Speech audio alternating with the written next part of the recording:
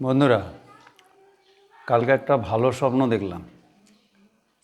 স্বপ্নে শিব ঠাকুর দেখা দিয়ে বললেন যে বৎস, প্রত্যেকবার তো খিচুড়ি ভোগ খাওয়াস, তো এবার একটু অন্য কিছু কর। কথাটা বউকে বলতেই বউ লুফে নিল। তো আপনারা দেখতেই পাচ্ছেন অন্য রকমের মধ্যে আজকে ওই পোলাও, আলুর দম, তারপর বেগুনি, পাঁপড়, তারপর চাটনি, রসগোল্লা, এইসব ভোগ দেওয়া হয়েছিল। শিব ঠাকুরের সাথে সাথে আমাদেরও হবে। আর এই শিবরাত্রির কথা মনে পড়লেই গ্রামের কথা মনে পড়ে যায়। রঞ্জপুর গ্রামের ওই বাদল আচার্যি আমাদের বিনা পয়সায় সারা রাত ভিডিও দেখাতো।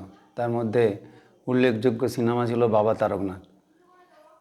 তো সিনেমা তো আমার দেখা হতো না বন্ধু, আমি ওই কেঁদে ওই জামা কাপড় চাদর সব ভিজিয়ে বাড়ি যেতাম, এতটাই আবেগপ্রবণ ছিল।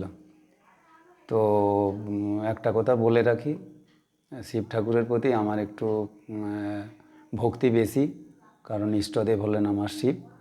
তাই শিবরাত্রির সবাইকে শুভকামনা, নমস্কার জানিয়ে